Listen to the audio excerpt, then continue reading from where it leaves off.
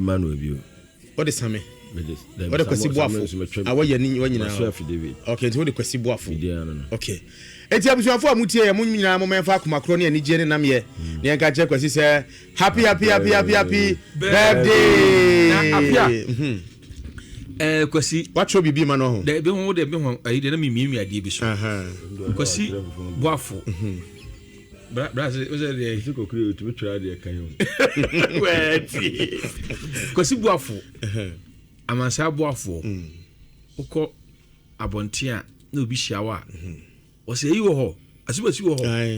Kwasi Boafo ya tia na ma be pa. Anansa ya ba ye na bia no bi din ko se ma bench so. Kwasi Boafo mo ho. Wa se ase. Mfie dumu ni na Kwasi Boafo. Duminu. Because the memo bo. Or yes, do you know?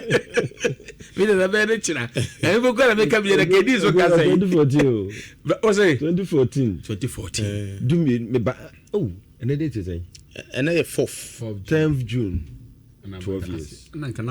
then training in anniversary. That be anniversary. 12 years. You do birthday. Make a sabo. Make a sabo. Abela ko nim. And a meme no. Sabe na me fa me ho e me bo abusuakui no. Me radio station am tie Nhyira. Okay. Na Kwasi Boafo. Me peke so sponsor nko na onye bi da ofia ha. Na no mpokura mebia na menua eye aduana ba kofia santie ni ya ne crowded dwuma Ezra morning show no so kra no ni ho a kosi na eye dey morning show kosi na meboa no kre how de meba ebedu mre bi kra no na drive time ya asanka bui a woni ho a menua eye ogidiba na tiremu no ni ho a na kosi na ebo Kwasi be boa na ampa okay me ntrotro na no de meba na me kasa utie mitiopa na me kasa ma eye de here da he ba sentema me da gumba yi na me ba fie na be talk show a then time me ba me ntwa no Frankie Misra asema ye kanyina no fa Kwasi fly na to so ma ye wa ye pa chawo na me be ye talk show a that time no ma me fe wie na so mi so wie a sports for no beba no ma wie eye 3:45 and the 3:45 ni mu no I was say beton ko duru ehye ho sana Kwasi aba I said at 4 du Kwasi 4 o'clock no Kwasi betawu so hwan no Kwasi na beka obo mu sam beboa Kwasi beboa omwa eti me come na besi ada fe so Kwasi ada gospel Kenya wo motivate wo inspire wo energize wo edu rahuma akosole so na Kwasi Boafo na ebo wow gospel music pa onim gospel bopa later music say on kwa nwumchidi Kwasi beboa na ampa na me kwa dem ba be ene me dem nka bi me de na ma ye o be se pa mo foja me de na ma ye dia mu share Facebook Kwasi Boafo e da ho no na mo ni love for Kwasi wadmo Nhyira o hara me gaga waka the bia hu am say Kwasi na what da ba bia na anu nchire mu e ho samo bra ene me ka asemwe amna besi se obu onu oba multimedia ifie ha do mo a wacha afe mfie mienu mfie mensa mfie nu mfie nai no ma bye Kwasi asom multimedia ifie ha no mo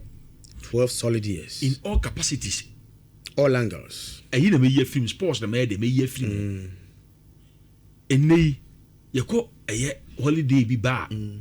na Kwasi betrasia see the way he thrilled listeners with good music, see the way he thrilled THRILLED he drilled what I say this is the way he thrilled listeners with good music. Yes was some and America so was some style bi ofia ha na Yankopon de afa ba kwa ka ni fie hu meme de Ewiase ye braba ye bo nyina ye bo epe yokoduro honhom yeah sa yokoduro honhom na nyame de da ama no obi wo tibi afa no tibi nya biu no so kwasi de bia se wotimi ye ema no tibi hye amanfo nkuran se obi tie guso tie na obi phone lines obi kuro obi phone lines ko amanfo kura enfre hwe the followers kura no odana no ka bibia na yiye friends of Kwasi Boafo emu se omo timi de ba se 4 na kwa yi emu se manfo nko a o de mema wo afi na akasa ka beti mi twa tractor so okay kwaku entiede no me ka che Kwasi se mi nim no mi follow no yeah follow ni bebre na me ka se bi e de ho de na me ka se bi da che no enti mi no no so ko fast me ba fia me hu Kwasi no me no sometimes pukwa no se situation bi ni bufu a me se Kwasi jamu ombro me yankwala na me ma fia na no follow me follow wo enu ti re biamba me be fia me no e de se de yankoa be se enne ya ya da so ti enne odi ni birthday mu sa me boa Kwasi oboa na no kre eti Kwasi Boafo de na me ka chere se odi ni Nhyira free sro ene bae ya ene papa ne ba kwai da aka no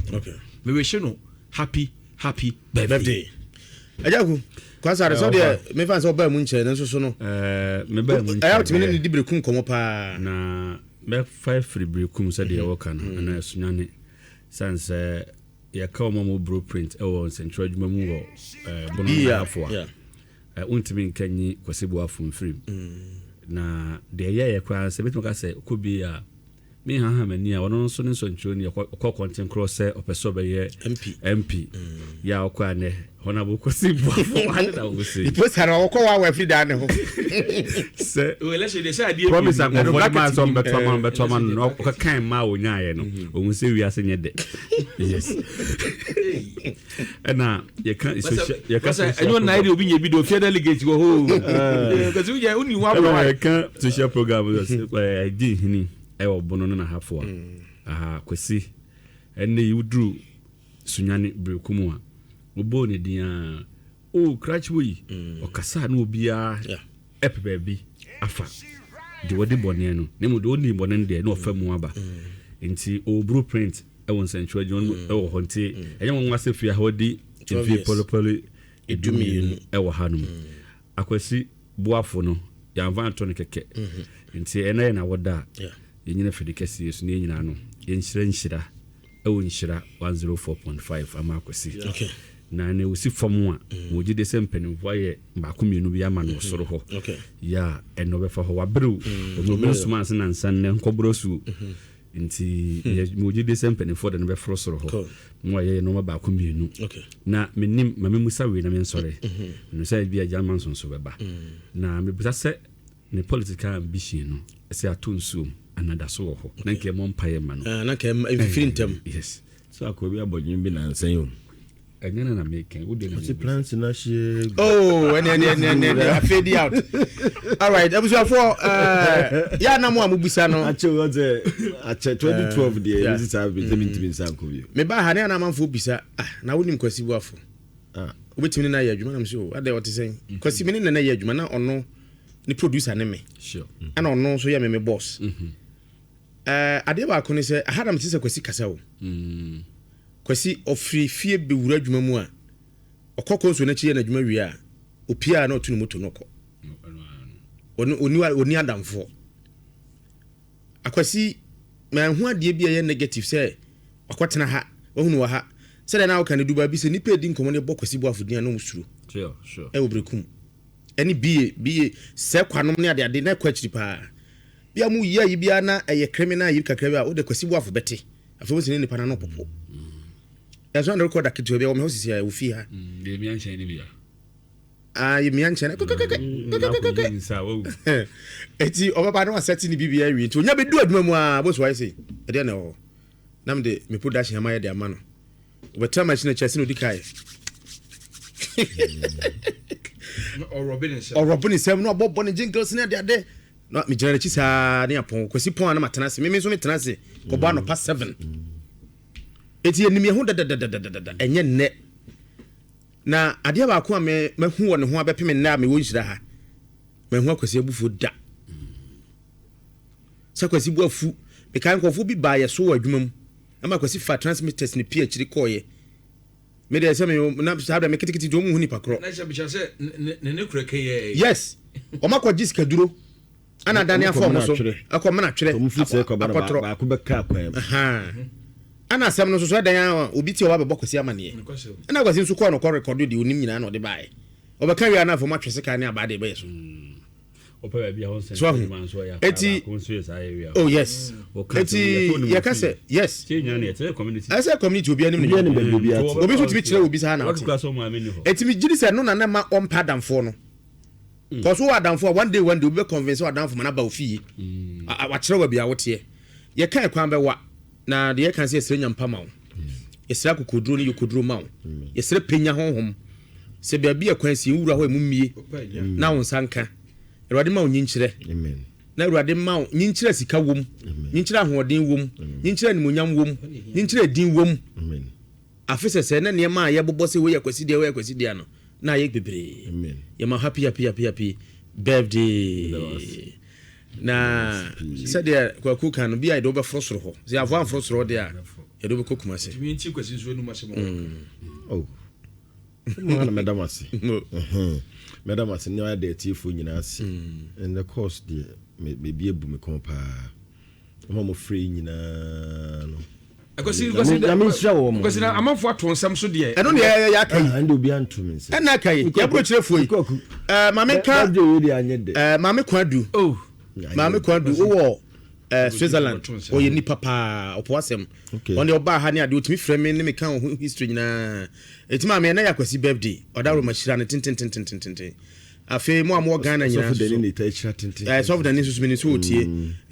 odifo elejopoku ono papa mo nshira ne tintin mame na afi asofo aka bandenden sofo bebia wo bia se wutie nyame emfa so nshira no de ye kan nyina ne se mo mani sika ni bro tiasie yi e mani nguna nkobon 300 na ntofu 1000 ukam enya watofu 1000 na de akwakosi no na wabon 300 o de man ne yanke ani obi nso e kana koma so ono so no obede na otimi aye ana agisa kwasi number no a kwasi number a o na de na ye woda dada no na kwasi number de appear de ono fu kwasi number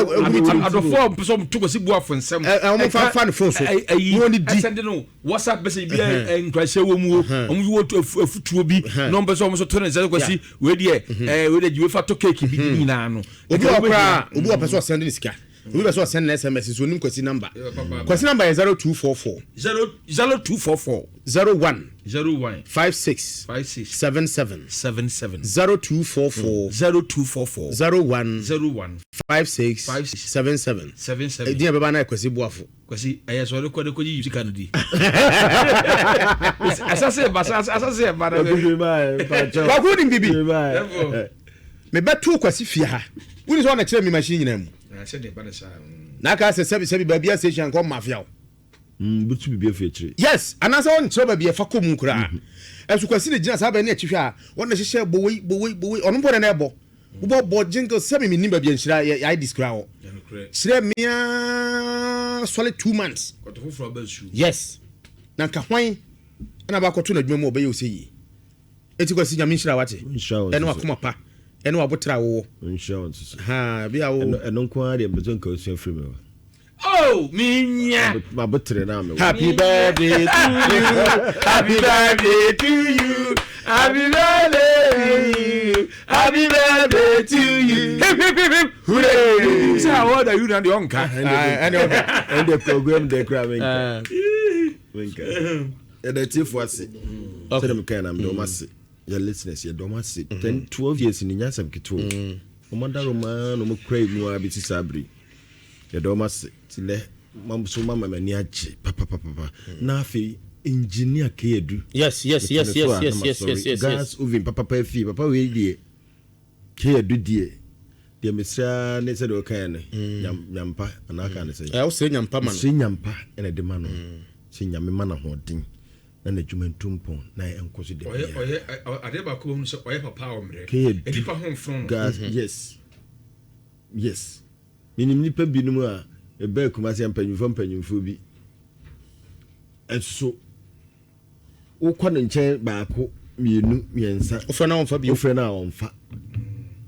enipa ode ye ne nipa kra ye no omra ke bi ti asia omre nipa na me hu wo muna da o na kaya du no wo ho no me ba fie ha na me konkra metikam na kaya du frɛ me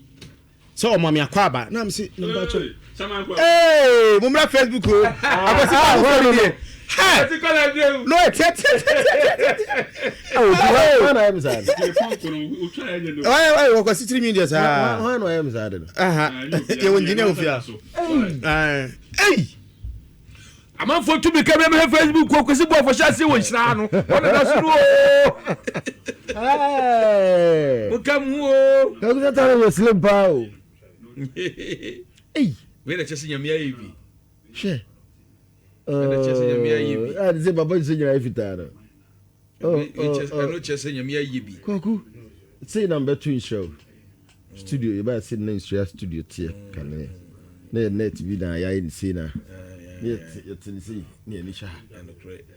na microphone actually na first in ketwa na orom dey we ba actually that's good hey case dey hu ene kwasa wa na dey say jubedi no una ko yo ama kakai oh what yeah pa na wo dey to hu se nyame da yi nyame ayi bi papa Fabio anti yo okay abusuafo sabre de yekọ na papa na wayira waba fie ne ne kwakodi nkomo na asem ewo ho pa asem ewo bi susu ne sese wansena ha wo choba ho anase ba bia wo yadwuma bia wansena ha mo adwene entontom ha mo amobọ night